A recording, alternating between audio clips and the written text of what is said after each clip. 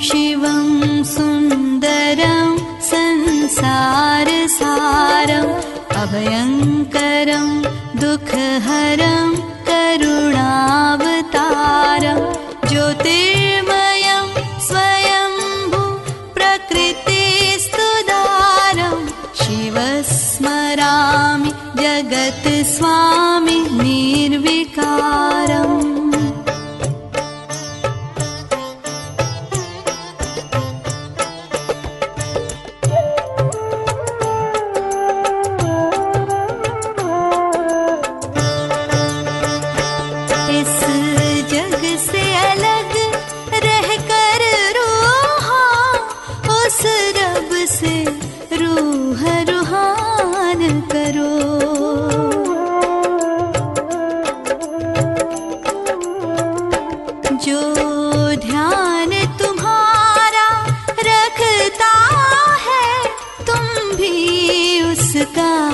कुछ ध्यान करो, तुम भी उसका कुछ ध्यान करो।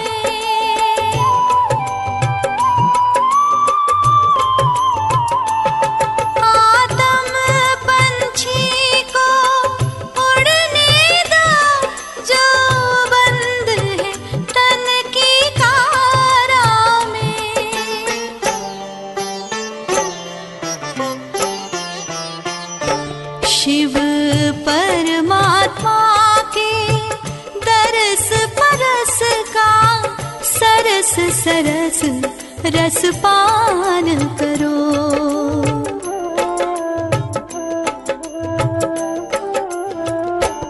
इस जग से अलग रहकर रूहा उस रब से रूह रूहान करो, उस रब से रूह रूहान करो।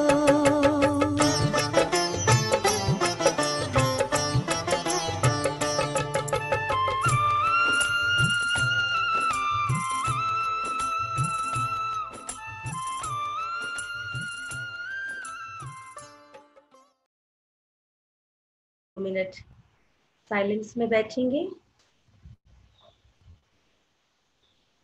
अपने शरीर को और मन को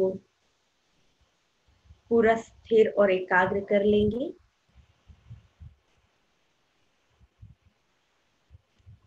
हाथ में कोई भी चीज है तो नीचे रख देंगे, पूरी तरह से फिजिकली भी फ्री होके बैठेंगे।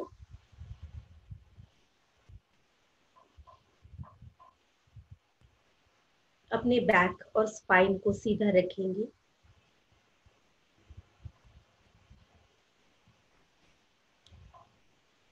रिलैक्स और कंफर्टेबल पोजीशन में बैठेंगे।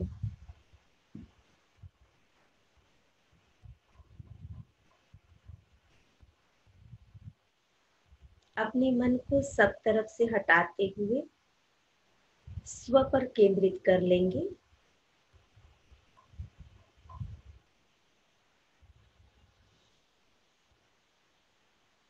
और स्वयं की आत्म ज्योति को, point of light, shining star को अपने फोरहेड में बुद्धि नेत्र से स्पष्ट विजुअलाइज करेंगे।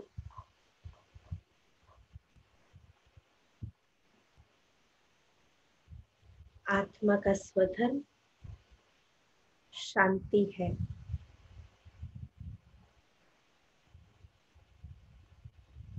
और अपनी मन को पूर्णतः शांत कर शांति की ज्योति अपने भीतर जगाएंगे। मैं एक शांत स्वरूप आत्मा आत्मा हूँ। I am peaceful being. शांति की लाइट मेरे पूरे ब्रेन में फैल रही है, जिससे मेरा मस्तिष्क पूर्णतः शांत शांत, कूल, पीसफुल हो गया है।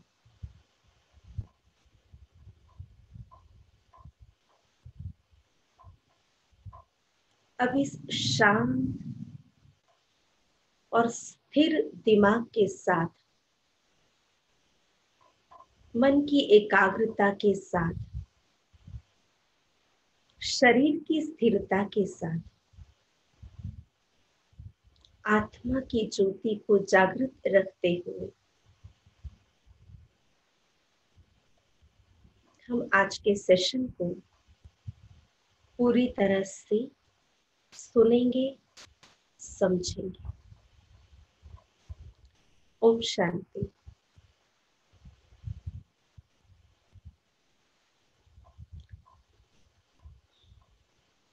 मैं समझती हूँ आप सभी ने कल सोने के पहले और आज सुबह जैसे कल सिखाया था मेडिटेशन कैसे करना है, तो आप सभी ने जरूर प्रैक्टिस किया होगा। किया? हाथ हिला के बताएंगे। प्रैक्टिस किया? शुक्रिया। और आज का जो सेशन है, जिसके अंदर हम स्वयं का पूरी तरह से आत्मदर्शन करेंगे और इस सृष्टि साइकिल के अंदर आज का सेशन ही है, इस सृष्टि चक्र के अंदर किस प्रकार का परिवर्तन होता है, कैसे कैसे परिवर्तन होता है, और इस परिवर्तन में अभी का समय कौन सा चल रहा है, हम किस समय से गुजर रहे हैं, ये समय कौन सा है और इस समय पर हमको करना क्या है।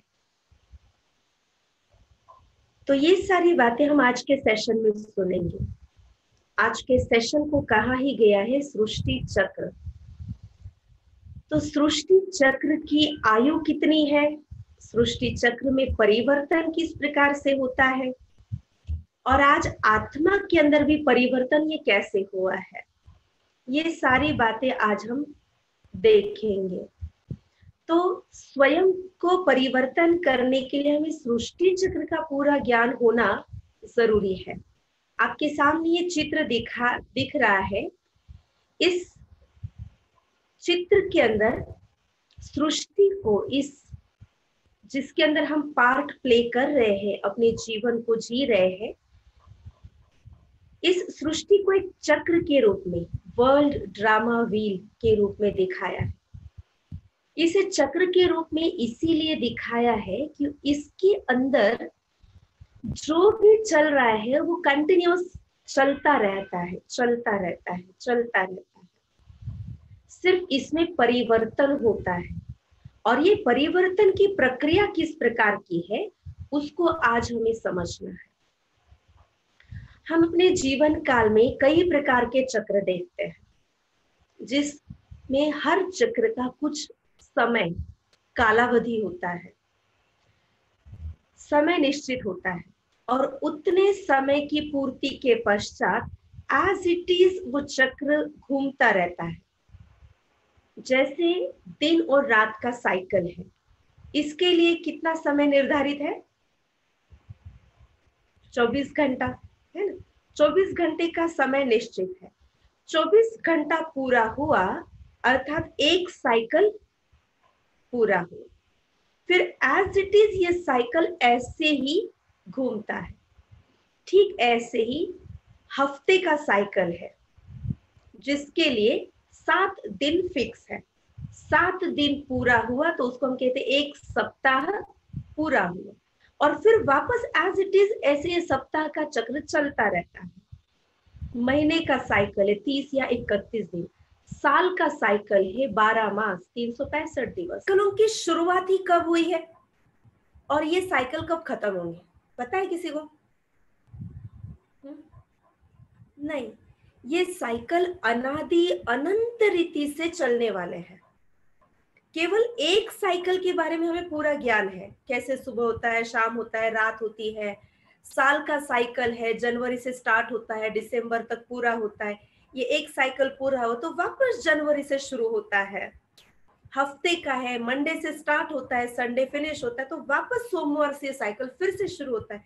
ऐसे कितने साइकिल हुए हैं, अनेक हुए हैं, इसके आगे भी चलते रहेंगे। अनगिनत ये साइकिल्स है, चलते रहेंगे। ठीक ऐसे ही ये सृष्टि साइकिल है। इस सृष्टि साइकिल का भी एक समय निश्चित है, और उतना समय पूरा हुआ तो फिर से एज इट इज इस साइकिल का रिपीटेशन होता रहता है। अनादि अनंत काल से चलने वाला ये सृष्टि साइकिल है।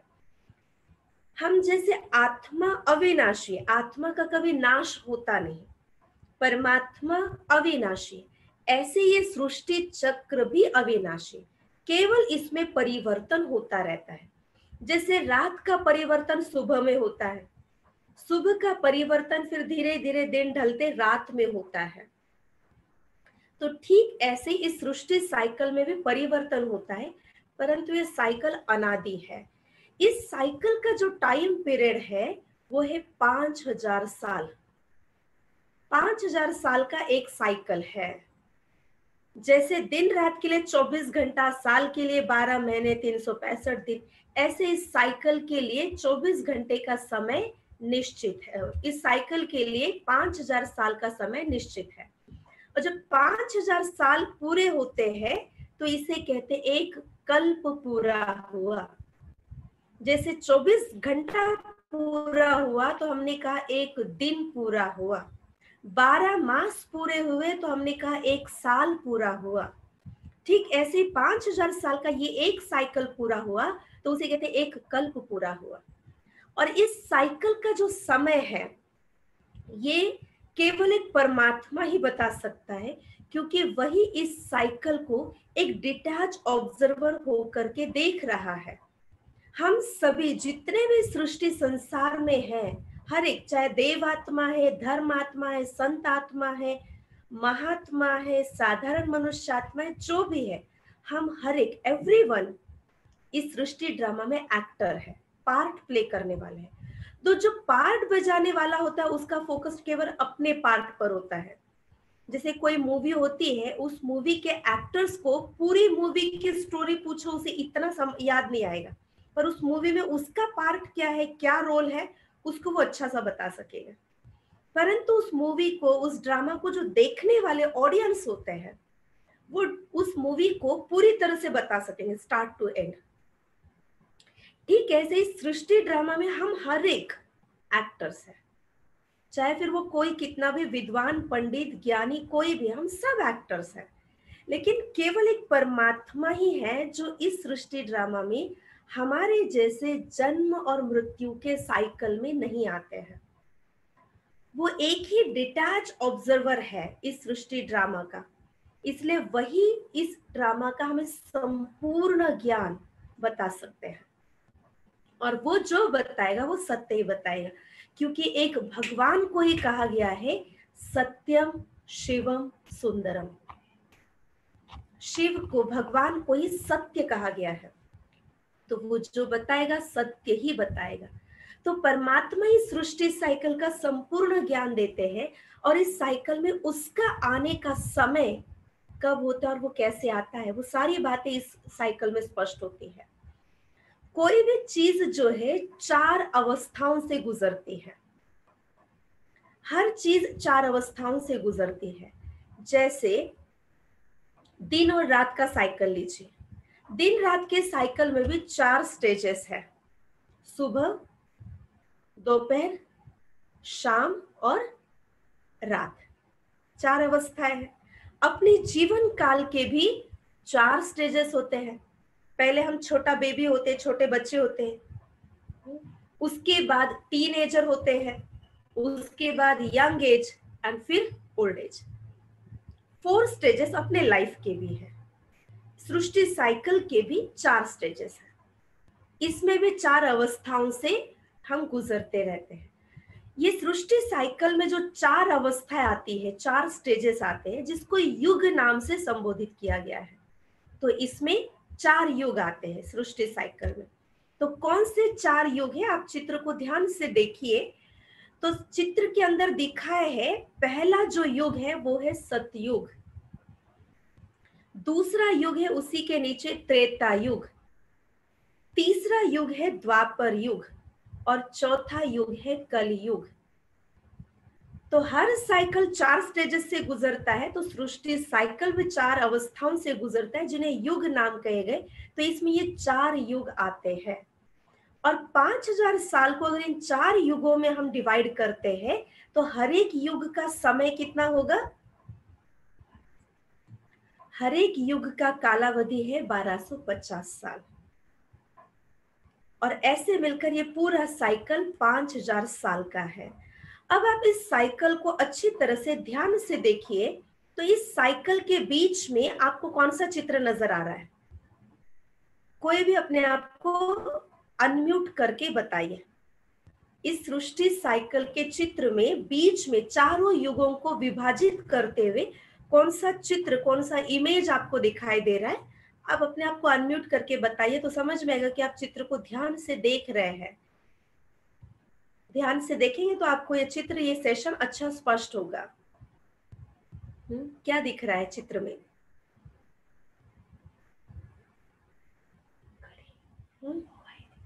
घड़ी दिखा रहा है और क्या दिख रहा है इस चित्र के अंदर बीच में?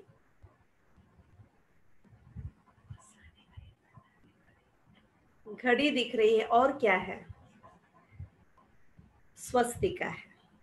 इस साइकिल के बीच में आपको स्वस्तिका नजर आ रहे होंगे जिसमें 4 युग अलग अलग होते हुए दिख रहे हैं। दिख रहा है स्वस्तिका? स्वस्तिका दिख रहा है। तो ये स्वस्तिका जो है किस चीज का सिंबल है? स्वस्तिका किस चीज का सिंबल है? हम ये स्वस्तिका कब निकालते हैं? जब कोई अच्छा कार्य होता है, शुभ कार्य होता है, तो हम स्वस्तिका निकालते हैं क्योंकि हमने समझा स्वस्तिका ये शुभ चिन्ह है, इसको निकालने से लाभ होगा। इसलिए कोई भी शुभ कार्य होता है तो उस समय हम स्वस्तिका का ये इमेज बनाते हैं और इसके दोनों साइड लिखते हैं शुभ और लाभ।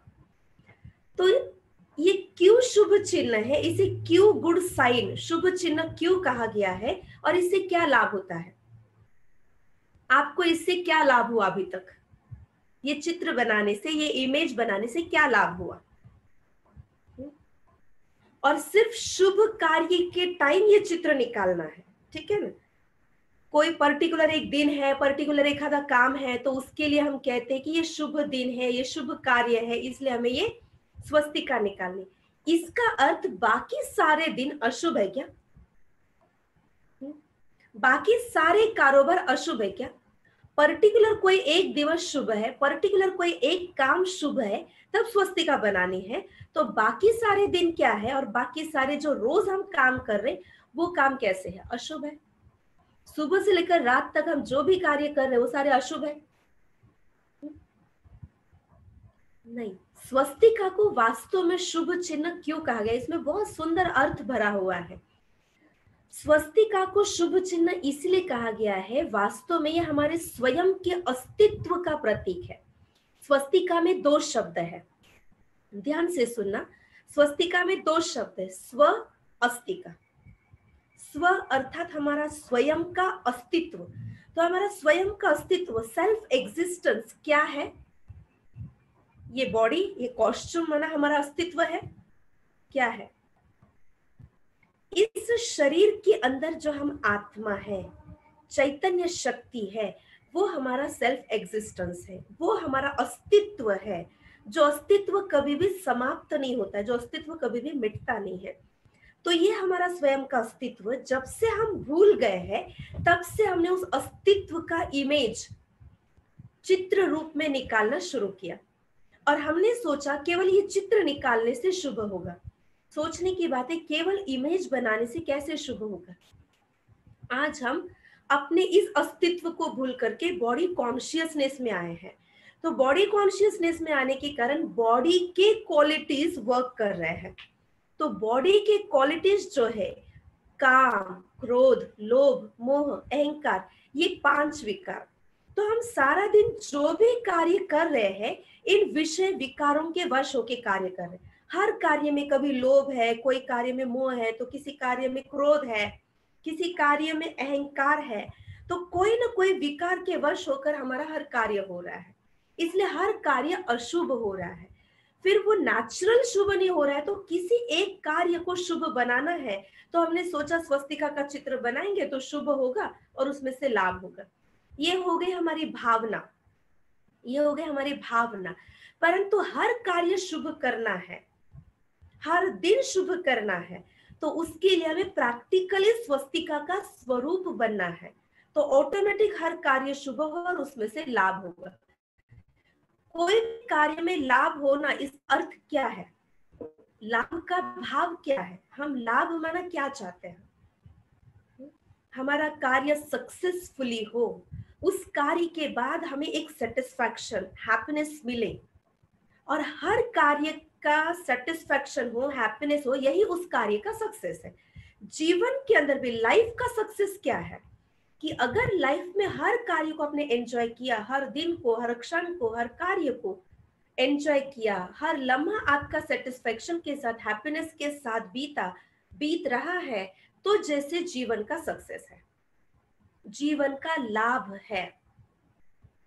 तो हम कोई भी कार्य का लाभ चाहते हैं, अर्थात उसमें हमें हैप्पीनेस हो। तो हम अपने आप में देखें कि हम जिस पर्टिकुलर कार्य को कह रहे हैं ये शुभ कार्य है, ये शुभ दिन है, ये शुभ मुहूर्त है, तो क्या वो कार्य करने के बाद टेम्पररी उतना समय हैप्पीनेस चाहिए इनफ, या हमें एवरीडे हैप्पीनेस चाहिए, खुशी चाहिए, शांति चाहिए, हर पल हर कार्य खुशी और शांति के साथ करना है? क्या है हर दिन एंड ऑफ द डे हमारे पास क्या होना चाहिए? सेटिस्फैक्शन।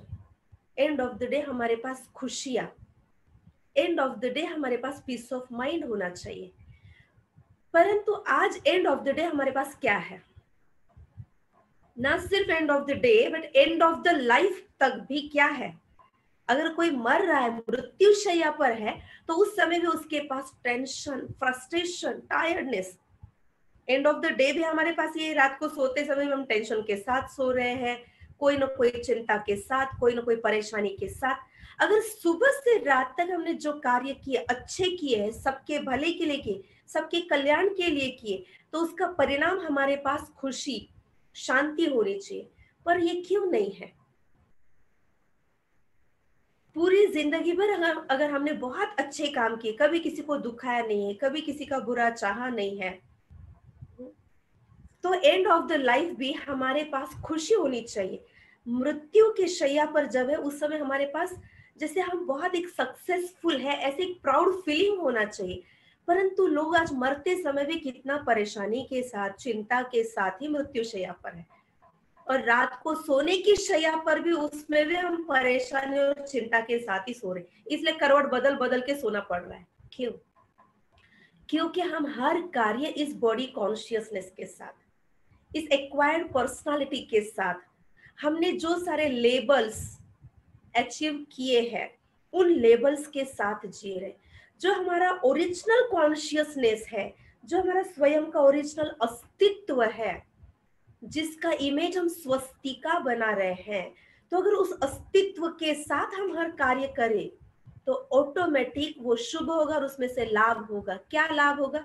क्योंकि सोल कॉन्शियस होकर के काम करेंगे तो सोल की क्वालिटीज कार्य में यूज होंगी। सोल की क्वालिटीज क्या है? जैसे आज बॉडी की क्वालिटीज यूज हो रही है, क्रोध है, लोभ है, अहंकार है या मोह है, ये विकार कार्य में यूटिलाइज हो रहे हैं, इसलिए हमारे पास चिंता है, परेशानी है, तू मैं है, लड़ाई झगड़ा है। पर जब हम सोल कॉन्शियस होकर क्या कार्य करेंगे तो सोल की क्वालिटीज क्या है? सोल की क्वालिटीज है purity, peace, power, love, happiness, bliss, knowledge. इतनी सुंदर क्वालिटीज सोल की है। तो जैसे हम सोल कॉन्शियस होकर के अपनी आत्म ज्योति को जगा के स्वयं के अस्तित्व को जगा करके कोई भी कार्य करना शुरू करते हैं तो उस कार्य में आत्मा के गुण उतरेंगे, अर्थात उस कार्य में शांति रिफ्लेक्ट होगी, वो कार्य पीसफुली होगा, पॉजिटिवली होगा, वो कार्य हैप्पीनेस के साथ होगा, तो ऑटोमेटिक उस कार्य का परिणाम हमारे पास भी सेटिस्फैक्शन और हैप्पीनेस होगा। ये है लाभ। केवल स्वस्तिका का इमेज बना और शुभ और लाभ लिखा तो वो कार्य शुभ होगा और उसमें लाभ होगा, ऐसी बात नहीं है। तो स्वस्तिका का सही अर्थ ही ये है कि हमें हर दिन, हर पल, हर कार्य शुभ करना है। कोई भी कार्य, शुभ कार्य माना केवल मंदिर जाना, पूजा पाठ करना और कुछ दान पुण्य करना ही शुभ कार्य, पुण्य कार्य, ऐसा नहीं है। आप सुबह उठने से लेकर रात को सोने तक जो भी कार्य कर रहे हो, अपने हर कार्य को शुभ कार्य बना सकते हैं, हर कार्य को पुण्य कर्म कर सकते हैं, अपने दिनचर्या के हर रूटीन वर्क को पुण्य के खाते में भर सकते हैं। सिंपल, अगर आप घर का झाड़ू निकाल रहे हैं वो भी शुभ कार्य। कैसे? अगर वो कार्य बहुत सोल कॉन्शियस होकर के, शांति के साथ, पीसफुली, एक गुड थॉट्स के साथ कर रहे हैं तो वो कार्य पुण्य के खाते में जमा हुआ, वो शुभ कार्य हुआ। आप घर की क्लीनिंग कर रहे पर इरिटेट होकर, चिड़चिड़ होकर, फ्रस्ट्रेट होकर, गुस्से में बर्तन मांज रहे, गुस्से में खाना बना रहे, गुस्से में घर की क्लीनिंग कर रहे, तो काम तो पूरा हो गया, घर तो क्लीन हो गया, बर्तन तो साफ हो गए, लेकिन मन के अंदर तो कचरा, मन तो गुस्से से भरा है, मन तो फ्रस्ट्रेशन से भरा है। तो क्या मन की शांति, मतलब वो क्लीनिंग के बाद भी आप अपने आप में वो peace of mind, happiness feel करते हैं? नहीं। तो कोई भी काम, छोटे से छोटा काम है, लेकिन वो छोटे से छोटा काम भी जब आप अच्छे विचारों के साथ करते तो वो विचार उस कर्म में उतरते हैं और उसका परिणाम आपके पास हैप्पीनेस आएगा या सैडनेस आएगा या फ्रस्ट्रेशन आएगा। तो थॉट किस प्रकार से है? तो जैसे हम रोज सुबह उठ करके अपने अंदर के इस अस्तित्व को जगा करके अपने दिनचर्या को स्टार्ट करें तो ऑटोमेटिक आपका हर दिन शुभ दिन होगा।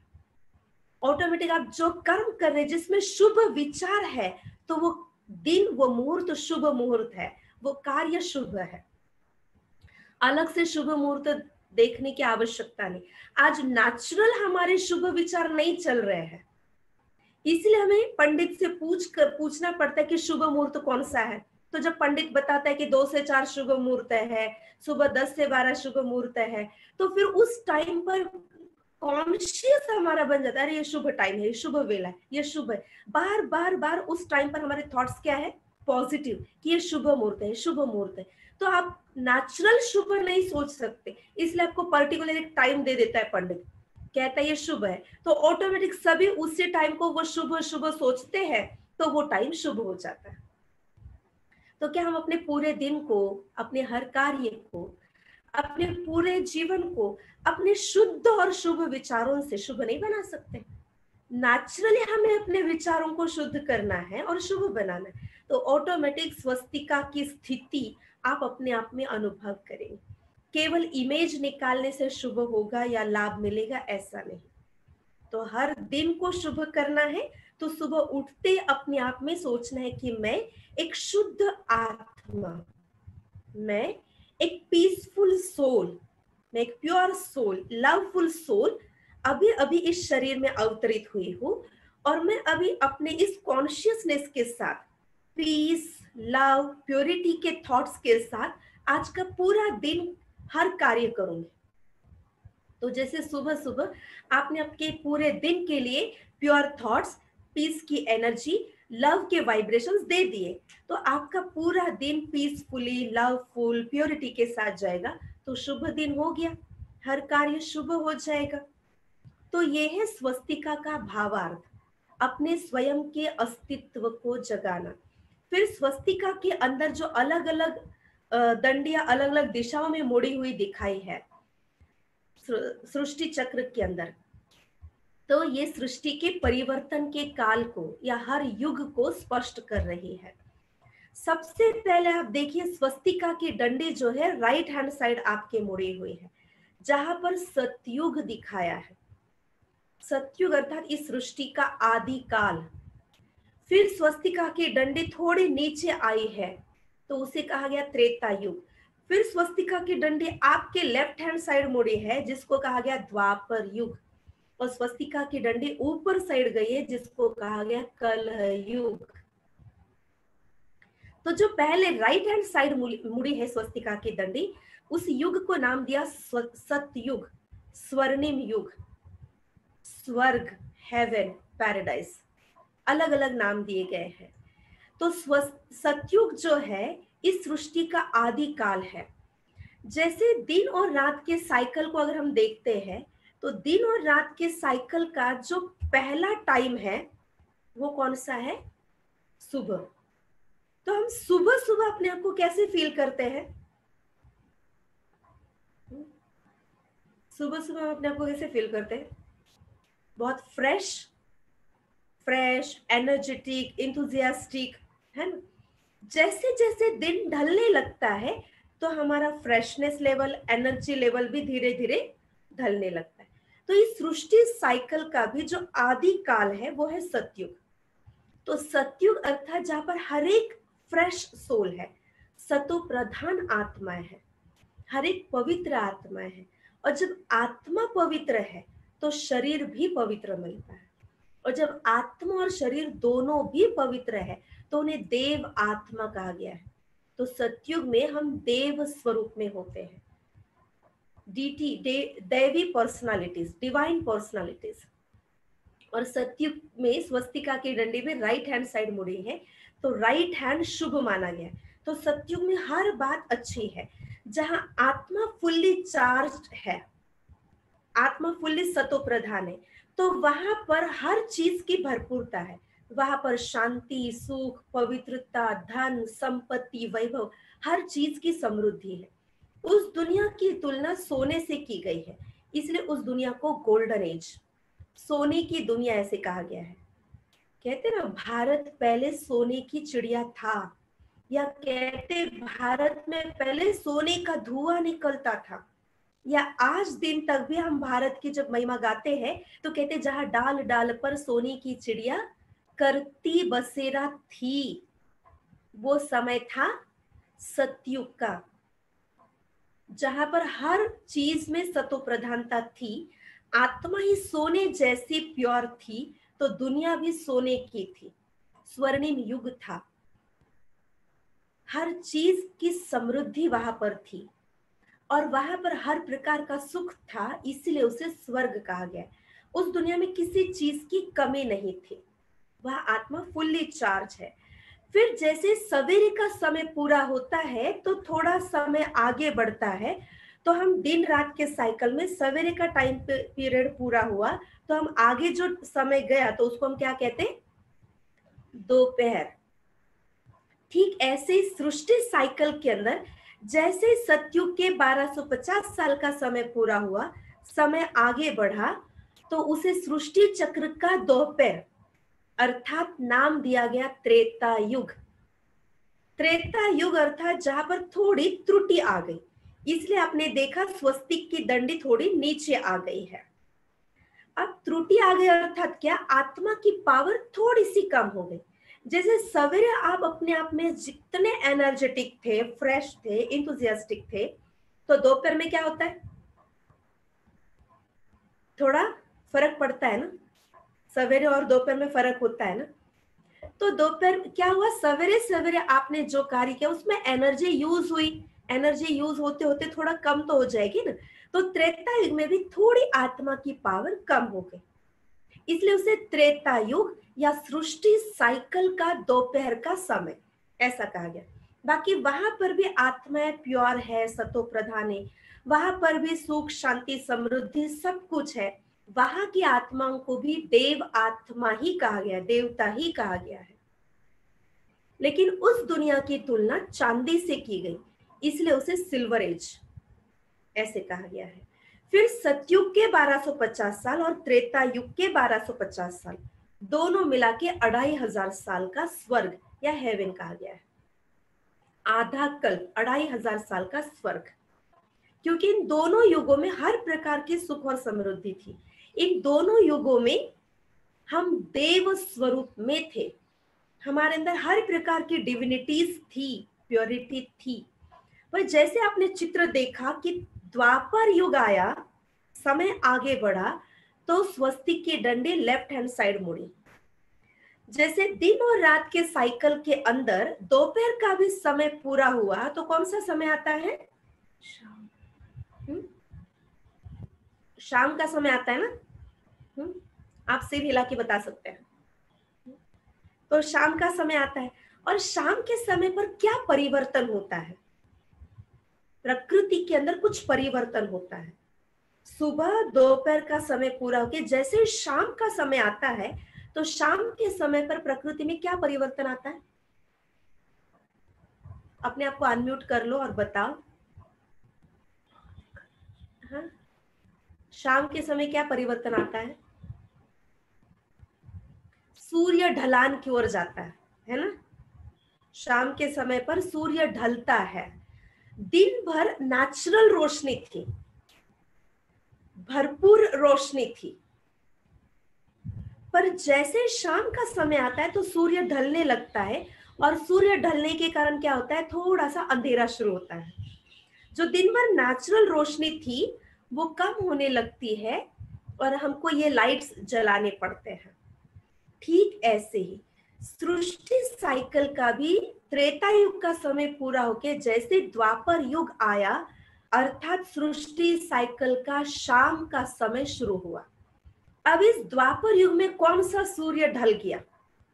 इसलिए यहाँ द्वापर युग में स्वस्तिक की डंडी लेफ्ट हैंड साइड मुड़ी है, अर्थात जरूर कुछ गड़बड़ हुआ। तो क्या गड़बड़ हुआ? जैसे शाम के समय सूर्य ढलता है और थोड़ा सा अंधेरा शुरू होता है, तो द्वापर युग में भी थोड़ा सा अंधेरा शुरू हुआ। और वो अंधेरा क्या हुआ? सतयुग और त्रेता इन दो युगों में हम अपने शरीर के साथ पार्ट बजा रहे थे, लेकिन फिर भी हम कंप्लीट सोल कॉन्शियस थे। इसलिए हमारे विचारों में, आहार व्यवहार में, हर में प्योरिटी लेवल मेंटेन था। हमारी सारी डिवाइन क्वालिटीज जागृत थी। पर जैसे हम द्वापर युग की ओर बढ़े, समय आगे बढ़ता गया, शरीर लेते लेते जन्म मृत्यु में आते आते द्वापर युग में क्या हो गया? हमारा सोल कॉन्शियसनेस ढल गया। जैसे दिन रात के साइकिल में शाम के समय सूर्य ढल गया, तो द्वापर युग में हमारा ये सेल्फ अवेयरनेस मर्ज हो गया, सोल कॉन्शियसनेस ढल गया, और पूरी तरह से बॉडी कॉन्शियसनेस जग गया।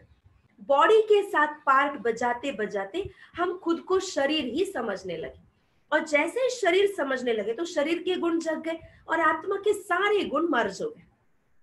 आत्मा के गुण पवित्रता, शांति, प्रेम, सुख, आनंद सब मर्ज हो गया, और देह के गुण जागृत हो गए। काम, क्रोध, लोभ, मोह, अहंकार, ये सारे विकार जग गए।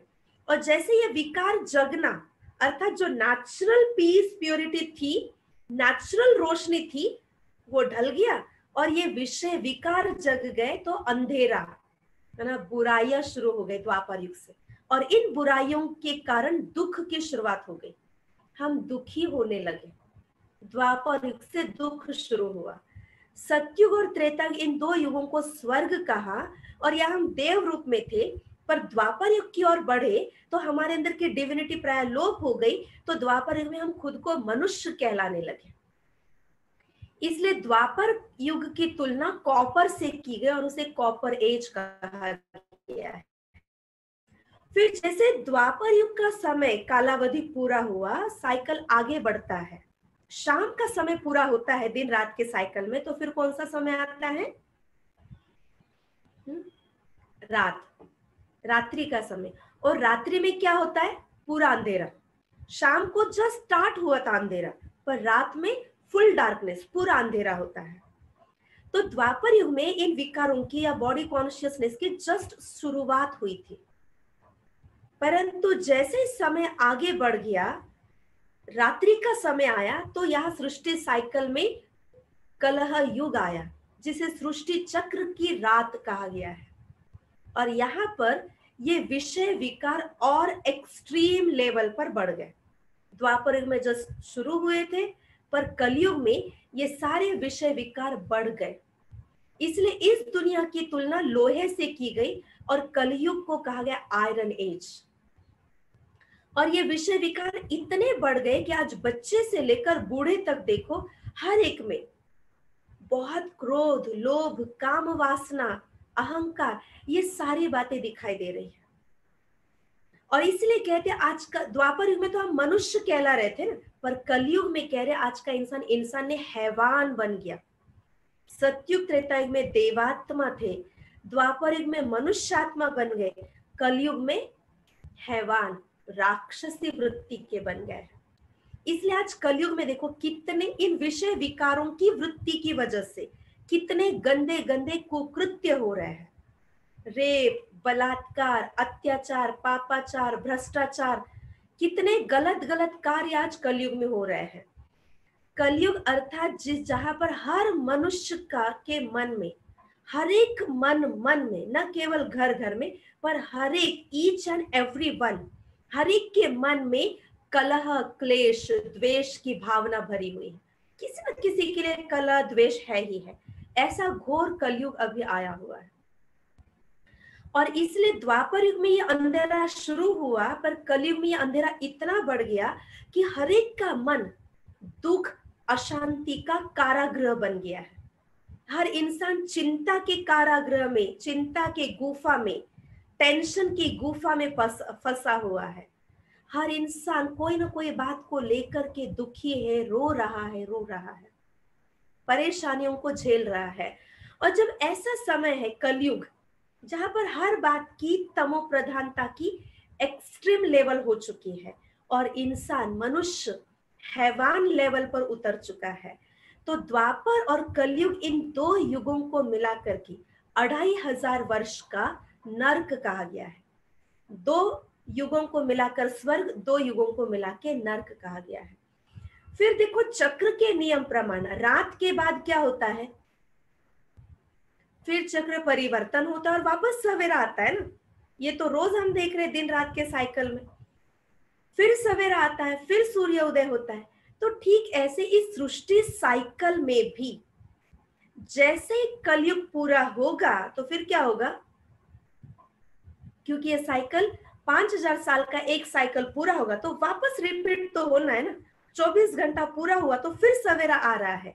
जनवरी से लेकर दिसंबर तक पूरा हो तो वापस जनवरी से तो cycle, new year cycle start हो रहा है। तो ठीक है ऐसे ही अब ये साइकिल पूरा होगा तो कलयुग के बाद क्या होगा? फिर सतयुग आएगा ना। परंतु कलयुग और सतयुग, इन दो युगों में कितना बड़ा अंतर है। आप ध्यान से चित्र को देखिए, कलयुग और सतयुग, इन दो युगों में बहुत बड़ा अंतर है।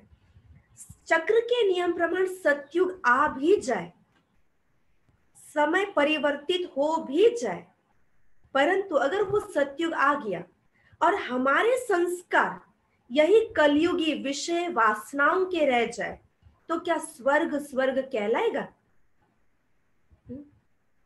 नहीं कहला सकता है। आज कलयुगी मानव के संस्कार एकदम तमो प्रधान, सोल पावर एकदम डिप्लीटिंग पोजीशन में है और सतयुग में सोल पावर फुल्ली चार्ज्ड है। कलयुग में विषय विकारों से भरे हुए और सतयुग में सारी डिवाइन क्वालिटीज से भरे हुए हैं। कलयुग में राक्षसी वृत्ति के बन गए और सतयुग में देव रूप में है। तो अगर समय आगे बढ़ भी गया, चक्र बदल भी गया, पर आत्मा की, सोल की पावर ही अगर फिर से अप नहीं हुई, चार्ज नहीं हुई, तो स्वर्ग नहीं कहलाएगा। तो जब ऐसा समय आता है, कलयुग को बदल सतयुग आने का समय आता है, नर्क को बदलकर स्वर्ग आने का समय आता है, चक्र के परिवर्तन का समय आता है।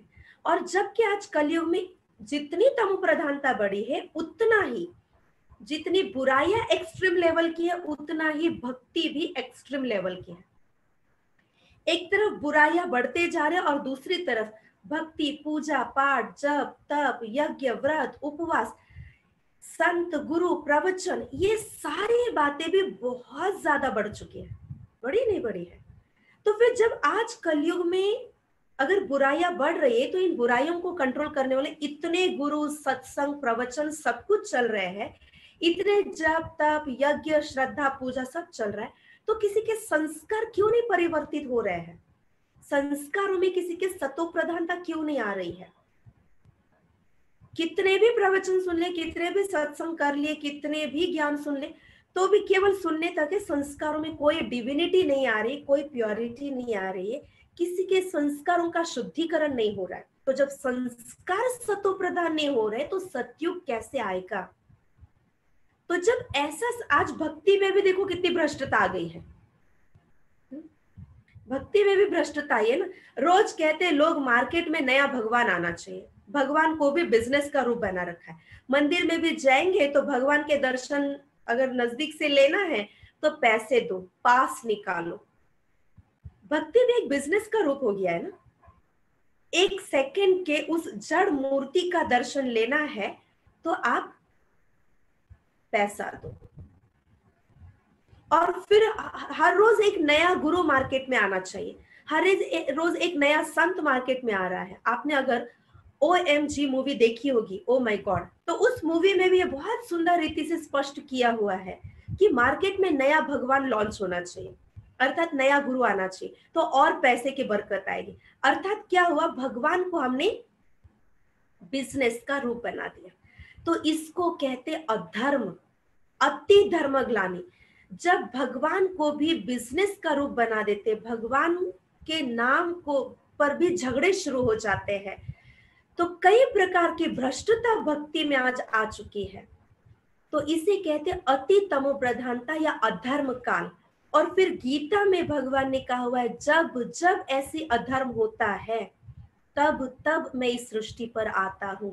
यदा यदा ही धर्मस्य ग्लानिर्भवति भारत।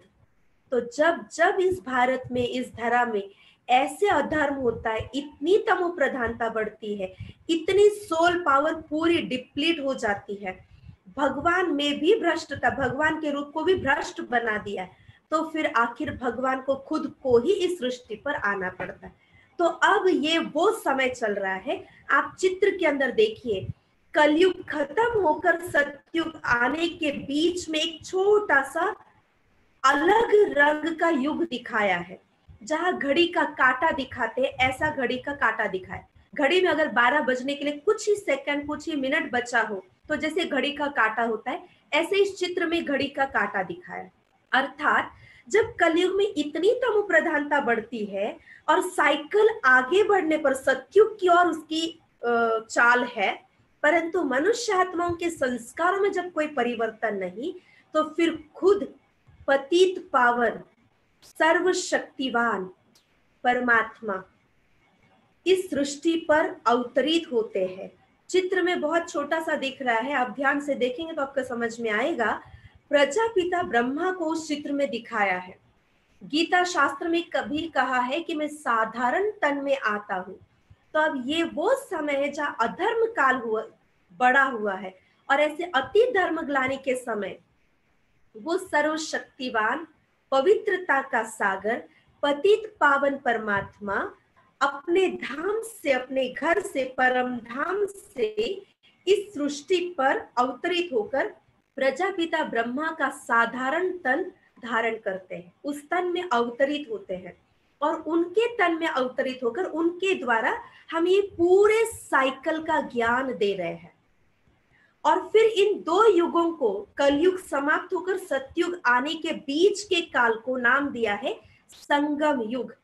घड़ी का कांटा दिखा है, सृष्टि में 12 बजने के लिए बहुत समय कम बाकी है, कभी भी 12 बज सकते हैं। तो ये 12 बजने के पहले परमात्मा इस सृष्टि पर आकर के जो हमें ये सद्ज्ञान दे रहा है, सही पहचान दे रहा है, समय की सूचना दे रहा है, सृष्टि चक्र के परिवर्तन का ज्ञान दे रहा है।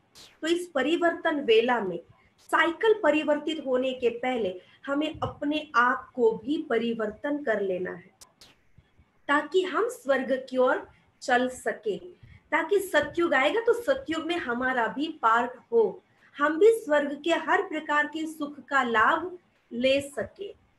तो ये वो समय है जहां पर स्वयं परमात्मा इस सृष्टि पर अवतरित होकर के अपना कार्य कर रहे हैं। इसलिए गीता में कहा है कि जब अधर्म काल होता है तो ऐसे समय पर मुझे इस धरा पर आकर साधारण तन का आधार लेकर साधु संत गुरु महात्माओं सहित सर्व मनुष्यात्माओं का उद्धार मुझे ही करना है। तो अब भगवान इस सृष्टि पर आकर संत महात्मा गुरुओं सहित सभी मनुष्यात्माओं का उद्धार करने के लिए ये सत ज्ञान सत मार्ग हमको बता रहे हैं। परंतु गीता में ये भी भगवान ने कहा है, मूढ़मति मानव इस साधारण स्वरूप को पहचान नहीं सकता, कोटों में कोई और कोई में भी कोई। तो ये हमारा भाग्य है जो इस समय पर, इस नाजुक समय पर, सृष्टि के समाप्ति के समय पर, सृष्टि चक्र के कलयुग के समाप्ति के समय पर और चक्र के परिवर्तन वेला पर परमात्मा इस सृष्टि पर अवतरित होकर के अपना कार्य कर रहा है और हमें मार्गदर्शन कर रहा है। तो वो समय की सूचना और परमात्मा का परिचय प्राप्त होना ये बहुत बड़े सौभाग्य की बात होती है। अब कलयुग थोड़ा सा बचा है, लोग कहते हैं अभी कलयुग बच्चा है।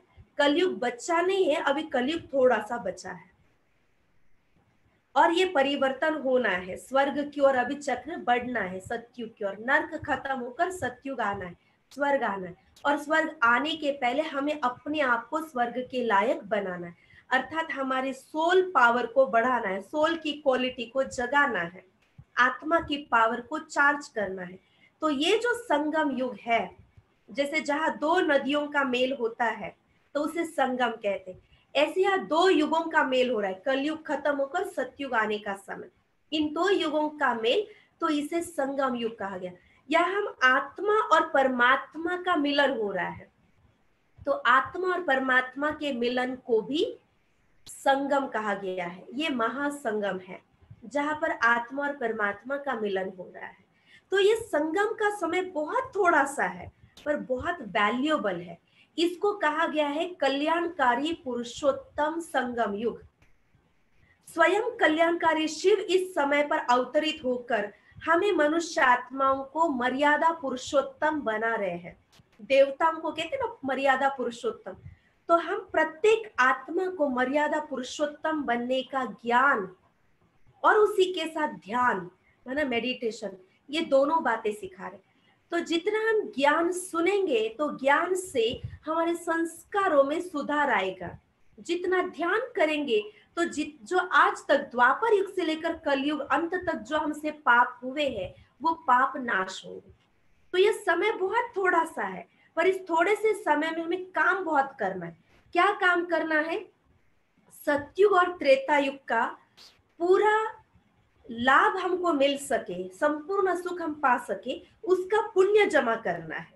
और द्वापर से लेकर कलयुग तक जितने पाप हमने किए वो पाप हमको नाश करना है, अर्थात पूरे साइकिल की कमाई करने का ये फाउंडेशन वेला है संगम युग। इस समय पर हम जितनी कमाई करेंगे, कमाई करना अर्थात पैसा कमाना नहीं, आज तक हमने बहुत पैसा कमा लिया पर वो सारा यही रह जाना। सोल इनकम, सोल की कमाई, सोल की पावर को अभी फिर से चार्ज करना है, जगाना है। जितना आत्मा की कमाई करेंगे, संस्कारों का शुद्धिकरण करेंगे, तो उस शुद्ध संस्कार के आधार से हम सतयुग में जा सकेंगे। इसलिए संगम एक छोटा सा युग है, थोड़ा समय है, लेकिन थोड़े समय में हमें बहुत बड़ा काम करना है, बहुत ज्यादा काम करना है। और समय कम है पर काम ज्यादा करना है, इसके लिए हमें यहाँ लिफ्ट मिली है। लिफ्ट क्या मिली है? खुद गॉड ही यहाँ हमको गाइड कर रहा है। अब गाइड करने वाला कोई गुरु गोसाई साधु संत नहीं है, परंतु खुद गॉड ही गाइड कर रहा है। खुद भगवान ही सृष्टि पर अवतरित होकर के हमें क्या करना है वो रास्ता बता रहा है। इसीलिए अब यहाँ हमें लिफ्ट मिली है, तो लिफ्ट से चढ़ना, कितना भी ऊंची मंजिल चढ़ना है तो उसमें थकावट नहीं होती और उसमें मेहनत भी नहीं लगती है। कम समय में आप बहुत ऊंचाई पर चढ़ सकते हैं। तो ऐसे समय कम है, लेकिन इस कम समय में हम फिर से अपनी उस ओरिजिनल स्टेज को, आत्मा की ओरिजिनल स्टेज को हम फिर से पा सकते हैं। क्योंकि यहाँ पर हमें इतनी बड़ी लिफ्ट है कि खुद खुदा, खुद भगवान हमारा भाग्य बनाने के लिए हमें मार्ग दिखा रहा है। तो अब इस समय पर हमें किसी भी प्रकार से अपनी बुद्धि चलाने की आवश्यकता नहीं है। भगवान जो बुद्धिवानों की बुद्धि है, जो ज्ञान का सागर है, वो आकर के अभी हमको मार्गदर्शन कर रहा है। तो वो जो ज्ञान सुना रहा है, उस ज्ञान का अनुसरण करना है, उस ज्ञान का आचरण करना है। वो जो ध्यान पद्धति सिखा रहा है, वैसे हमें अपना ध्यान करना है, उसके साथ अपने आप को जोड़ना है। तो उस ध्यान से पावर, उस परमात्मा की पावर हमारे अंदर आएगी और हमारी आत्मा फिर से शुद्ध होगी, सतो प्रधान होगी। तो आत्मा को शुद्ध करने के लिए ये संगम युग है, जहां पर आत्मा का शुद्धिकरण होगा, तभी हम स्वर्ग में जाएंगे।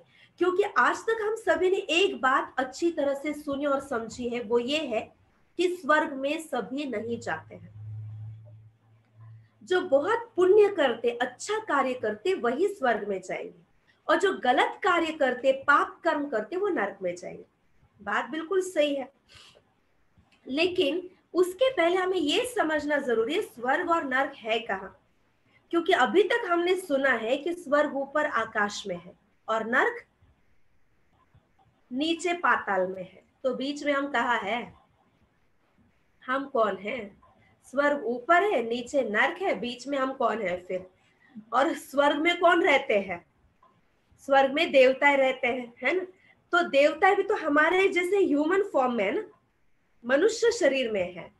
तो कोई भी मनुष्य शरीर वाला, 5 तत्वों के शरीर वाला ऊपर आकाश में रह सकता है क्या? रह सकता है क्या आकाश में? अच्छा, अगर ऊपर आकाश में स्वर्ग है, ऊपर आकाश में देवताएं रहते हैं, तो आज हम सभी को ना एक क्रेज है, हम जहां पर भी जाते हैं ना घूमने, समझो यहाँ से दिल्ली गए, आगरा गए, तो आगरा गए मतलब ताजमहल देखना ही है, और सिर्फ देखना ही नहीं, ताजमहल के साथ अपना फोटो निकालना है ना? ये हम सभी को एक क्रेज है, जहां जाते उसका फोटो निकालना। अब ऊपर आकाश में अगर स्वर्ग है, तो आकाश में अभी कई लोग जाके आए हैं, विज्ञान के जरिए कई लोग आकाश में जाकर मंगल ग्रह पे गए, चांद पे गए, कहाँ कहाँ गए। तो अब ऊपर गए हैं, तो इतना ऊंचाई पे गए, इतना दूर गए हैं, तो जाने के बाद क्या करना है? वहां की आकाश के अंदर फेमस चीज क्या है? स्वर्ग। तो स्वर्ग तो देख के ही आना है। तो क्या किसी ने ऊपर जाकर के जब इस सृष्टि पर वापस आए, तो किसी ने अपना यह अनुभव शेयर किया कि मैं ऊपर गया था ना आकाश में, मंगल ग्रह पे, फलानी ग्रह पे गया था, तो साथ साथ में स्वर्ग भी देख के आया, स्वर्ग घूम के आया, स्वर्ग के अंदर कोई देवताओं को हैंडशेक करके उनके साथ सेल्फी लेके आया, फोटो लेके आया? कोई बताया ऐसे? और कैसे हो सकता है? नहीं ना। तो कहने का भाव ये है कि ऊपर आकाश में स्वर्ग नहीं है। कोई भी शरीरधारी, ह्यूमन फॉर्म वाला, फिजिकल 5 तत्वों के शरीर वाला व्यक्ति ऊपर आकाश में रह नहीं सकता है।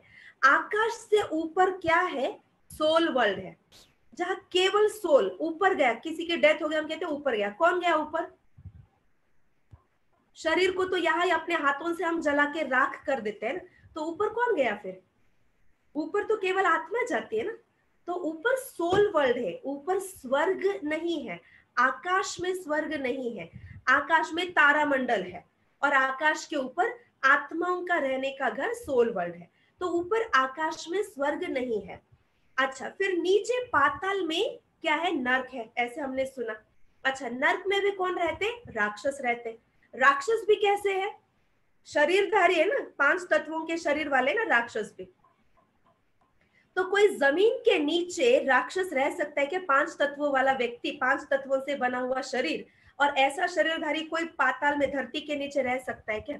अच्छा, अगर धरती के नीचे ऐसी कोई दुनिया है, नर्क पाताल में, तो आज हम किस घर बनाना है, सोसाइटी बनानी है, बिल्डिंग बनाना है, खुदाई काम करते, बोरवेल निकालना है, खुदाई काम करते, जल्दी पानी नहीं लगा तो और खुदाई करते, और नीचे नीचे खुदाई करते।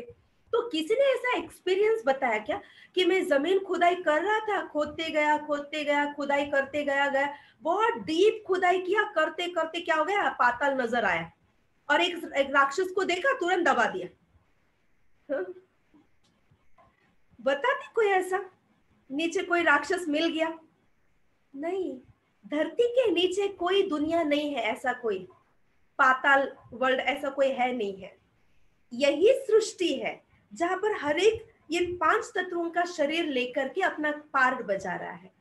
स्वर्ग और नर्क, स्वर्ग ना ऊपर आकाश में, नर्क ना नीचे पाताल में, स्वर्ग और नर्क दोनों इसी सृष्टि पर है। जैसे अंधेरा और रोशनी इकट्ठा नहीं रह सकता है, जैसे सूर्य उदय होता है तो रात गायब हो जाता है, और सूर्य अस्त होता है तो दिन गायब हो जाता है। पर एक ही साइकिल है ना, जैसे आज का दिन, आज की तारीख, जब तक सूर्य उदय था तो इसी साइकिल को, आज के तारीख को ही हम 2 हिस्से में बांटते हैं। सूर्य उदय था तब तक उसे दिन कहा गया। आज के तारीख, आज के दिन को जब सूर्य अस्त हो गया तो उसको हम दूसरा क्या कहते, रात का समय। तो एक ही साइकिल के अंदर दिन और रात, ये 2 हिस्से हम बताते हैं।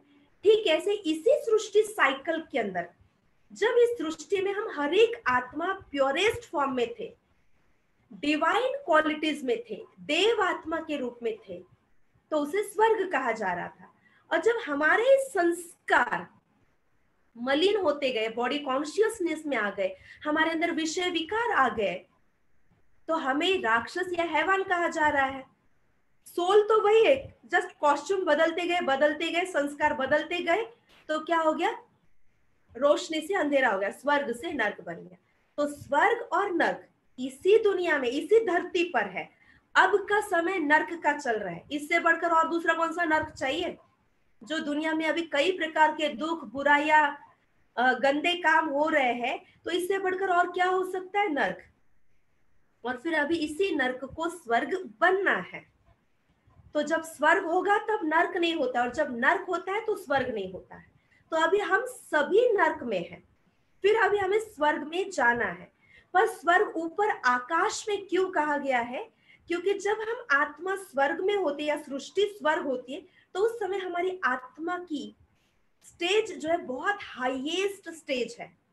तो उस हाईएस्ट स्टेज को, स्टेट ऑफ माइंड बहुत हाईएस्ट है, सोल पावर बहुत हाईएस्ट है, तो इसलिए स्वर्ग हमने हाईएस्ट माना, आकाश में कह दिया। फिर नर्क पाताल में क्यों कहा? क्योंकि आज कलयुग में हमारी सोल की स्टेज कैसी, एकदम लोएस्ट है, आत्मा की स्टेज एकदम लोएस्ट है। तो लोएस्ट स्टेज को, डिप्लीटिंग स्टेज को हमने नीचे पाताल में कह दिया। सोल की स्टेज को हमने ऊपर या नीचे, आकाश या पाताल कह दिया, परंतु ऊपर या नीचे नहीं। ये स्टेट ऑफ आत्मा की स्टेज जो है उसको हमने कह दिया ऐसे, ऊपर या नीचे।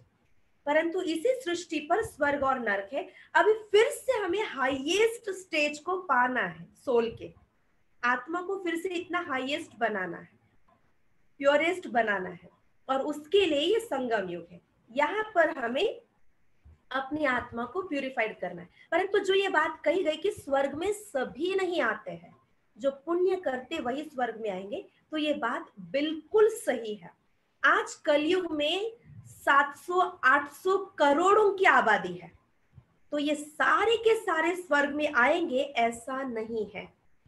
जैसे दिन और रात का साइकिल है, इस साइकिल में जब रात होती है तो रात में क्या होता है, हम सब अपने अपने घर जाते हैं और सो जाते हैं। फिर जैसे सुबह होती है तो सुबह एक साथ सारी दुनिया जाग उठती है क्या? बहुत थोड़े लोग सुबह सुबह, अर्ली मॉर्निंग जो है, सुबह का सूर्य, सुबह का एनवायरनमेंट बहुत थोड़े लोग देखते हैं। फिर हर एक अलग अलग समय पर जागते हैं, कोई 4 बजे, कोई 5 बजे, कोई 6 बजे, कोई 10 बजे, जब जागे तब सवेरा उसके लिए। तो परंतु ओरिजिनल सुबह तो कब हुआ? 4 बजे।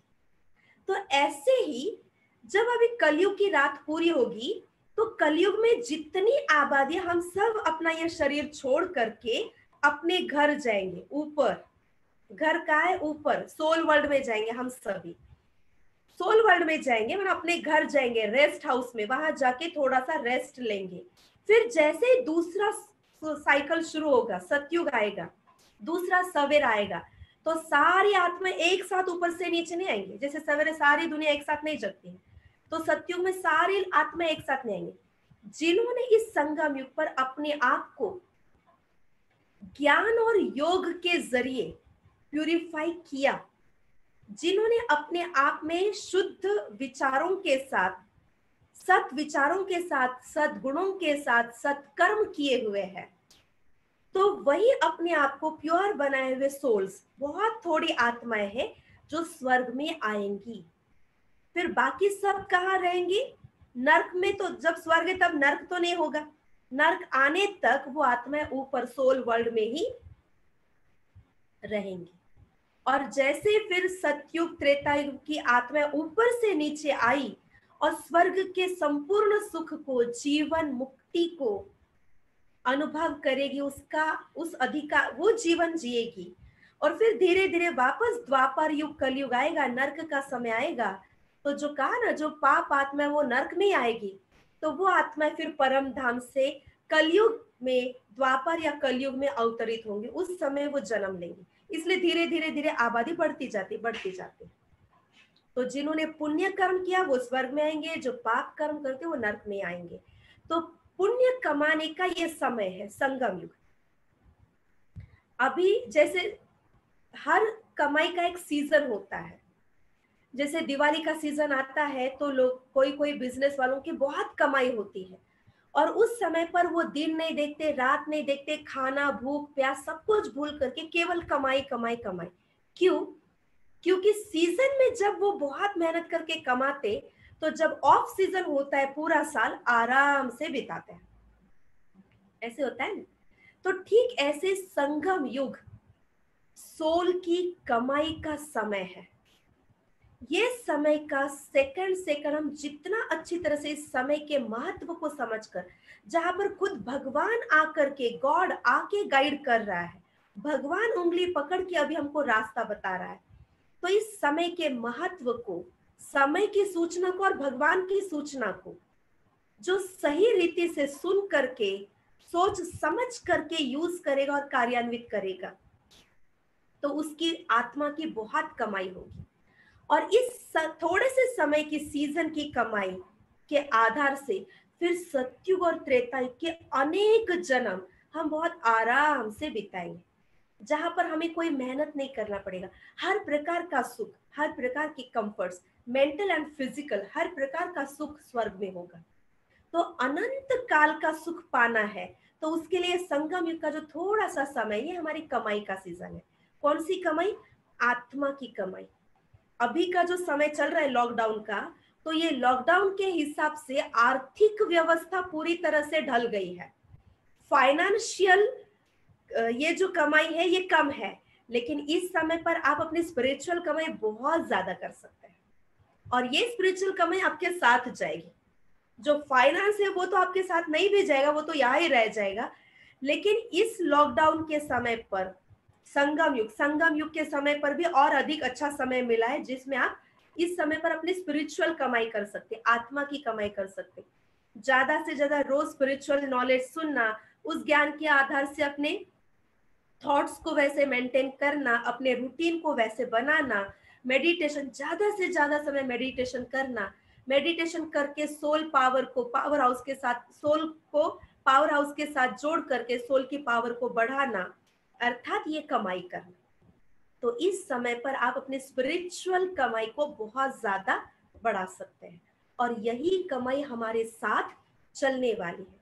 तो ये संगम का समय जो है हमारे लिए बहुत कमाई का है, आत्म उन्नति का है। और इस संगम के समय पर हमें अपने आप की बहुत ज्यादा कमाई करनी है, जो हमारे साथ चलने वाली। अभी आप में से कोई ये भी पूछ सकता है, ये सोच सकता है कि अभी संगम युग कितने साल है, मतलब ये कलयुग खत्म होने में अभी कितना समय बचा है, अभी कितना समय बचा है, ये भगवान हमको नहीं बताता है। क्यों नहीं बताता है?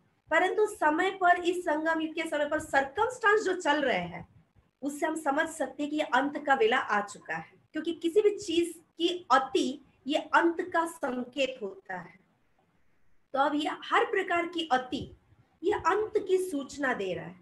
और ये कब अंत होगा तब होगा, लेकिन हमें अपने अंत का पता है क्या? हमारा अंत कब होने वाला है वो तो पता नहीं है। इसलिए इसके पहले हमें अपनी कमाई कर लेना है, जो हम कभी भी जाए तो भरे हुए जाए, भरतू की कमाई करके जा रहे हैं, ताकि जरूर सतयुग में हमें अच्छा जन्म मिल सकेगा। और इसी सृष्टि साइकिल को यहाँ कल्प वृक्ष के रूप में दिखाया है, एक वृक्ष फॉर्म में दिखाया है। कल्प, जैसे हमने कहा कि ये एक साइकिल पूरा होता है तो इसे एक कल्प पूरा हुआ ऐसे कहते हैं। और इसी एक कल्प को या वृक्ष के रूप में दिखाया है। वृक्ष रूप में इसीलिए दिखाया है क्योंकि इस कल्प वृक्ष के लिए एक ऐसी मान्यता है, शास्त्रों में इसके लिए ऐसे बताया हुआ है कि इसके नीचे बैठ करके अगर तपस्या करो तो आपकी सारी इच्छाएं पूरी हो जाएंगी। आप सोचने की बात है, ऐसा कोई वृक्ष होता आज संसार में तो हर इंसान क्या करता? हर कोई जाता था उस पेड़ के नीचे बैठ के साधना करता था, कोई मेहनत बिजनेस धंधा करता ही नहीं था, वहीं जाके साधना करके अपनी सारी इच्छाएं पूरी करके जीवन का आनंद उठाता। परंतु ऐसा वृक्ष कोई स्थूल में नहीं है, ये सृष्टि चक्र के समय को दर्शाने वाला ये वृक्ष है। कोई भी पेड़, कोई भी ट्री आप देखते हैं तो वो किस प्रकार से होता है? सबसे पहले नीचे उसके रूट्स होते हैं, रूट्स के ऊपर ट्रंक होता है और उसके ऊपर उसकी ब्रांचेस, टालियां होती है। तो यहाँ पर आप जो चित्र देख रहे हैं, यहाँ पर भी ट्री जो दिख रहा है, जो पेड़ दिख रहा है, तो उसमें सबसे नीचे रूट्स में क्या दिखाया है? इस सृष्टि साइकिल को इसमें दिखाया, इस वृक्ष के अंदर ध्यान से देखिए। ट्री के मूल में, रूट्स में संगम युग दिखाया, जहां आप साधना कर रहे हैं, तपस्या में बैठे हुए दिखाया। और इस रूट्स के ऊपर जो ट्रंक दिखाया है, वहां पर सतयुग और त्रेता युग, इन दो युगों को दर्शाया है। और ऊपर जाइए, जहां पर ब्रांचेस है, इस वृक्ष के टालियां उभरी हुई है, तो वहां पर द्वापर और कलयुग, इन दो युगों को दिखाया है। तो ये सृष्टि चक्र को कल्प वृक्ष के रूप में, इसीलिए यहाँ पर वृक्ष के रूप में इसलिए दिखाया क्योंकि ये समय जो है संगम युग, अर्थात हम कल्प वृक्ष के नीचे बैठे हैं। इस संगम युग पर हम जितनी साधना करते हैं, ध्यान धारणा करते हैं, मेडिटेशन करते हैं, तो हमारी सारी इच्छाएं पूरी होती है। अर्थात हम सतयुग और त्रेता युग, जो ट्रंक के अंदर दिखाया, इन दो युगों में हम जाएंगे, जहां पर हर प्रकार के विश हमारी पूरी होती है, हर प्रकार का सुख हमें मिलता है। और ट्रंक के अंदर इस युग को दिखाने का भाव ये है कि वहां पर हर बात में एकता है, यूनिटी है। वहां सबसे पहले मुख्य बात एक ही धर्म है, एक धर्म, एक राज्य, एक देश, एक भाषा, एक मत, हर बात में एकता है। और उस एकता को रिफ्लेक्ट करने के लिए ट्रंक जो एक ही पर बहुत मजबूत होता है, इसलिए उसके अंदर इन दो युगों को दिखाया। और जब हम कोई भी धर्म कहते हैं तो धर्म का अर्थ होता है धारणा। तो सतयुग में एक धर्म है और वो धर्म है आदि सनातन देवी देवता धर्म। वहां पर हर एक आत्माओं की धारणाओं में डिविनिटी है, उनके आचरण में डिविनिटी है, इसलिए उन्हें देवता धर्म का कहा गया है। फिर जैसे द्वापर और कलयुग आया, वहां से टालियां आई है, टालियां आई है अर्थात अलग अलग धर्म आना शुरू हो गया। क्योंकि जैसे हमने सुना, द्वापर युग में क्या हुआ, बॉडी कॉन्शियसनेस में आए, विषय विकार आ गए, हम दुखी हो गए। तो जब दुख होता है तो हम भगवान को ढूंढना शुरू करते हैं, क्योंकि हमको पता है भगवान ही हमारे दुख हर सकता है। तो जब हमने भगवान को ढूंढना शुरू किया तो भगवान ने क्या किया, एक एक धर्म स्थापक को भेजा, भगवान का मैसेज दे रहे। जैसे आपने सेकंड सेशन में देखा, गुरु नानक जी आए, गौतम बुद्ध जी आए, जीसस जी आए, ये हर एक ने क्या किया, गॉड का मैसेज दिया। परंतु लोगों ने उनके द्वारा जो मैसेज मिला उसको अंडरस्टैंड नहीं किया, लेकिन उनको ही गॉड समझा। तो द्वापर युग में ये हुआ कि भगवान का संदेश देने के लिए अलग अलग धर्म स्थापक आए, उन्होंने भगवान का संदेश देने का प्रयास किया, परंतु वो धर्म के बजाय, वो संदेश के बजाय अलग अलग धर्म स्थापन हो गए। और इसीलिए आज अनेकता, भिन्नता हो गई और आपस में ही लड़ाइयां शुरू हो गई। पर जब हम कोई भी धर्म कहते तो उस धर्म के बारे में हमें तीन बातें पता होनी चाहिए कि वो धर्म किसने स्थापन किया, कब स्थापन हुआ और उसका धर्म शास्त्र कौन सा है। तो जैसे द्वापर युग में सबसे पहले इब्राहिम आए, उनके द्वारा इस्लाम धर्म की स्थापना हुई और उनका धर्म शास्त्र है कुरान। उसके बाद आए जीसस क्राइस्ट, गौतम बुद्ध। उन्होंने आकर के बौद्ध धर्म की स्थापना की और उनका धर्म शास्त्र है धम्मपद। और उनके कुछ साल बाद जीसस क्राइस्ट है, उन्होंने क्रिश्चियन धर्म की स्थापना की, उनका धर्म शास्त्र है बाइबल। तो उसके बाद जैसे जैसे समय आगे बढ़ता गया, कलयुग आया और अनेक छोटे छोटे टाल टालियां, मठ, पंथ, समाज, आश्रम बनते गए, अनेक धर्म स्थापन होते गए, अलग अलग ग्रुपिज्म बनता गया। इसी के साथ हिंदू धर्म भी बहुत बड़ा हुआ, हिंदू धर्म की वृद्धि हुई। तो भगवान हमको कहते कि हिंदू धर्म वास्तव में कोई धर्म नहीं है, हिंदू ये हमारी संस्कृति है। इसलिए देखो, हिंदू धर्म के बारे में ये बातें कभी एक बात स्पष्ट नहीं होती है कि हिंदू धर्म किसने स्थापन किया, हिंदू धर्म का धर्म स्थापक कौन है, धर्मशास्त्र क्या है, कब धर्म स्थापन हो, ये बातें कुछ भी क्लियर नहीं होती है। उसके ऊपर तो ये बातें क्लियर नहीं होती है। ऐसा क्यों होता है? हिंदू धर्म का एक शास्त्र कोई नहीं बताएगा, कोई बताएगा गीता है, कोई बताएगा भागवत है, वेद, उपनिषद, सब अलग अलग बताएंगे। हिंदू धर्म के बारे में कोई बात क्लियर नहीं होती, क्योंकि हिंदू ये हमारी संस्कृति है, इसलिए हिंदू को सनातन धर्म कहते हैं। तो हिंदू धर्म सनातन कैसे है?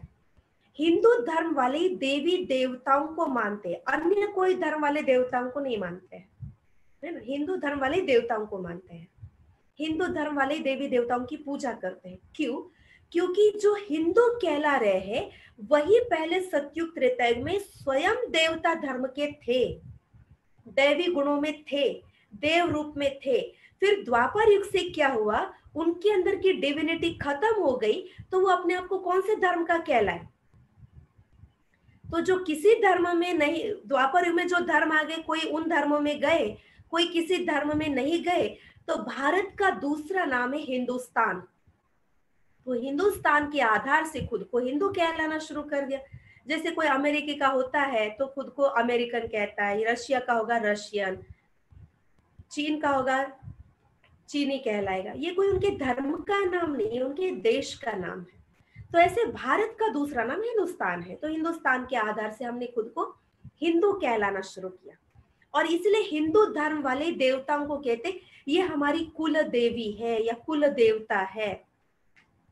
तो देवी या देवता हिंदू धर्म के कुल देव या कुल देवी नहीं, लेकिन जो खुद को हिंदू कहला रहे वो स्वयं वास्तव में देवी कुल के थे, सतयुग में देवी धर्म के थे।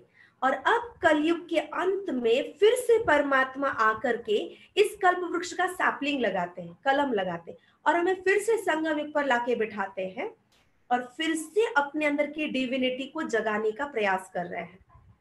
हमें जागृति दिला रहे कि तुम ही देव आत्मा थे, तुम्हारे अंदर दिव्यता थी, और फिर से हमारे दिव्यता को जगाने के लिए हमें ये ज्ञान और योग की विधि सिखाते हैं।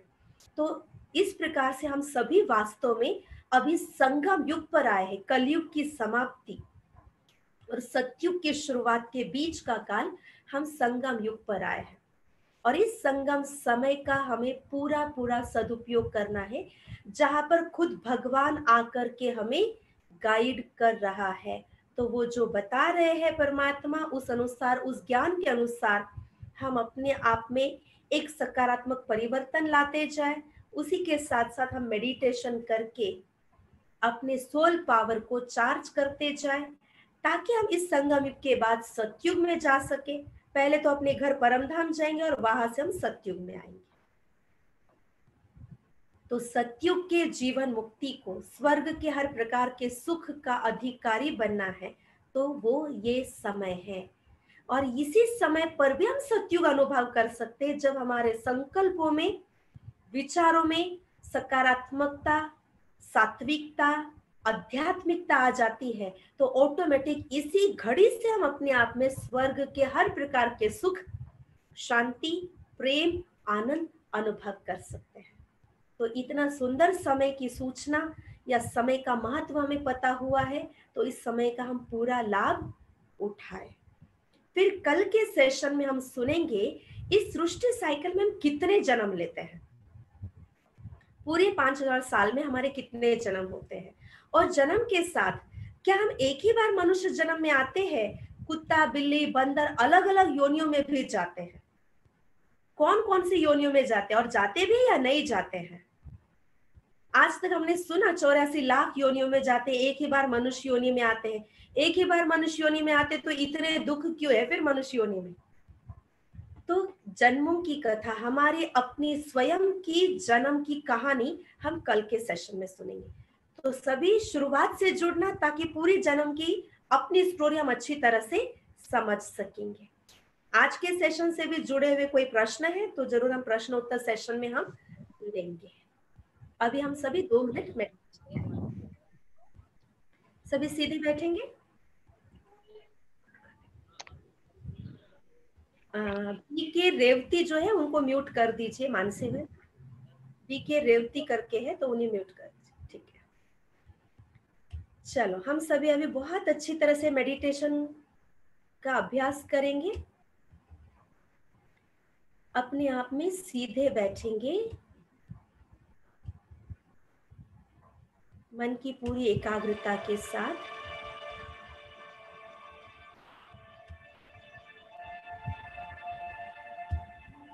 अपने मन को बाह्य जगत से अपने भीतर की दुनिया में ले जाइए।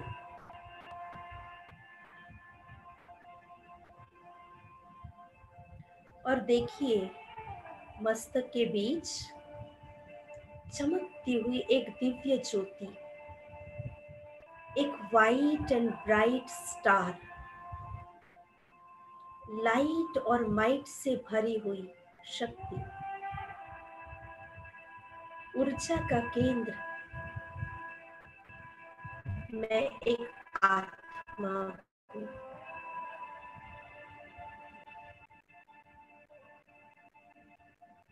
और अब अपने आप में देखिए अपनी आत्मा की चेतना, आत्मा के अंदर जो शांति, प्रेम के गुण है, तो वो एक प्रकाश के रूप में पूरा अपने ही भीतर समाते हुए। देखिए आत्मा की एक सफेद लाइट, मस्तक के बीच चमकने वाली आत्मा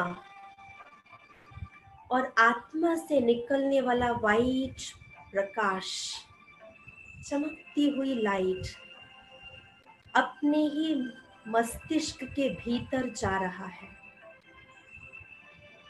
और हमारा पूरा ब्रेन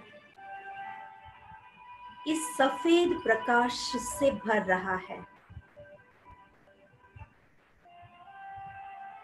और इस सफेद प्रकाश में शांति और पवित्रता है,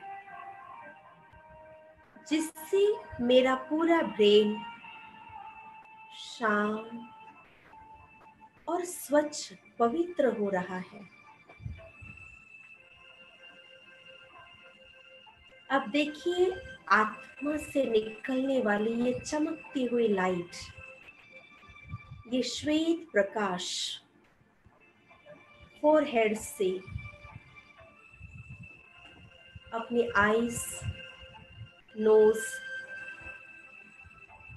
चिक, लिप्स, चिन में उतर रहा है।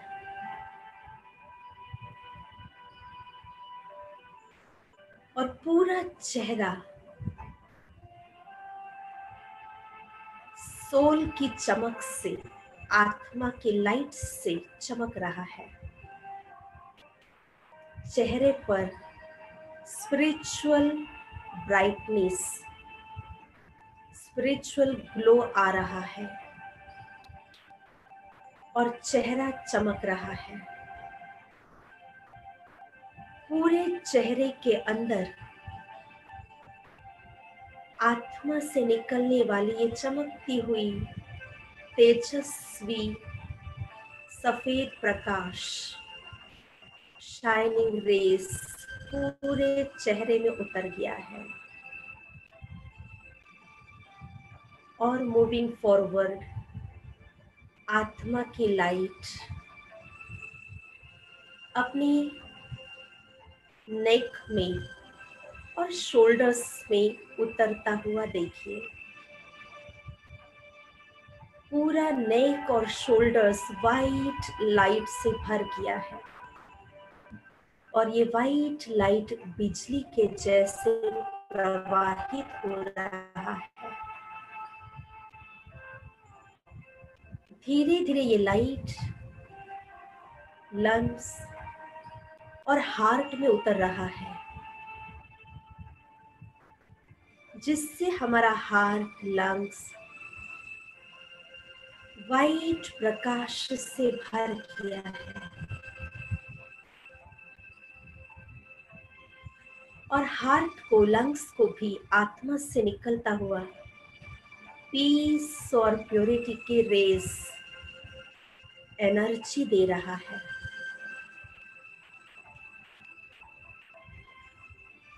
अब धीरे धीरे ये प्रकाश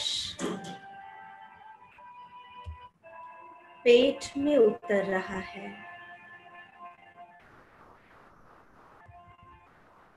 पूरा पेट सफेद प्रकाश से भर गया है। वाइट लाइट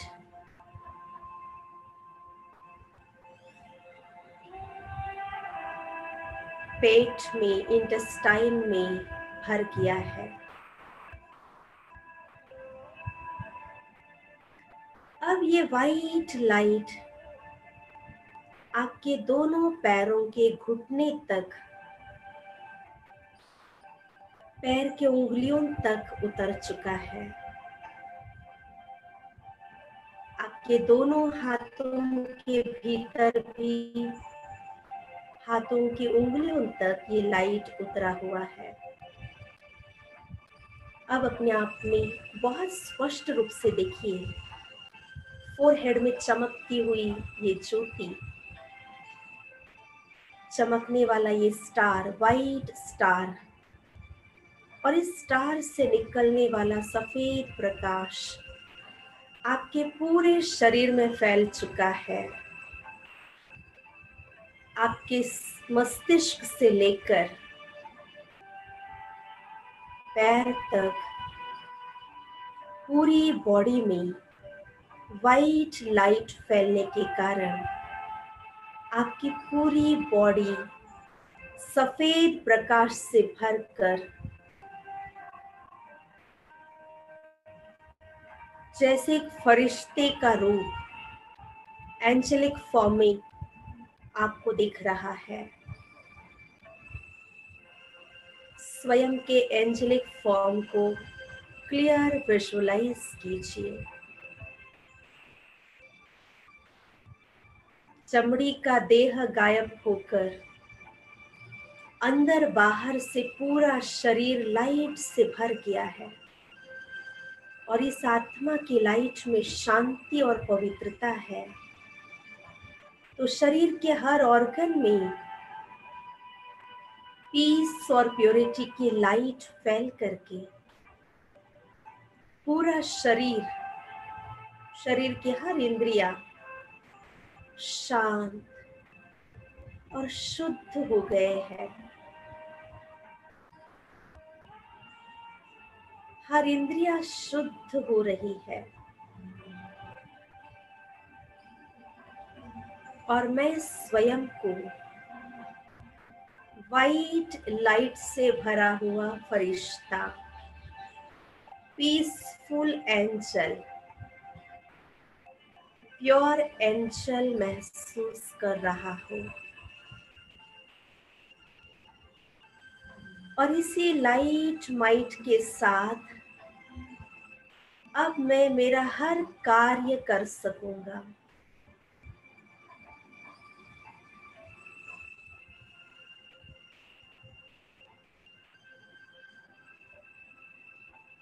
बहुत सुंदर स्वरूप लाइट से भरा हुआ अपने आप को देखिए और जितना लाइट फॉर्म में देख रहे हैं तो मेंटली भी हम इतने ही लाइट हो गए हैं। ओम शांति शांति शांति। ओम शांति।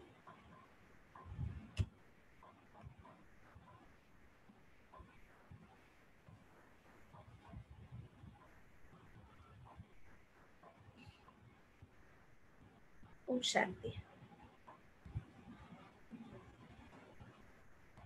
फिर मिलेंगे कल शाम को।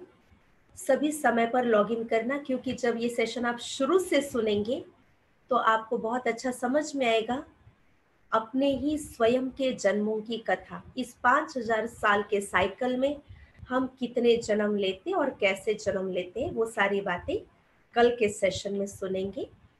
आज के सेशन से संबंधित कोई प्रश्न है, आप अपने पास नोट करके रखिए। हम क्वेश्चन आंसर सेशन में जरूर आपके प्रश्नों को सुनेंगे और जवाब देने की कोशिश करेंगे। ओम शांति।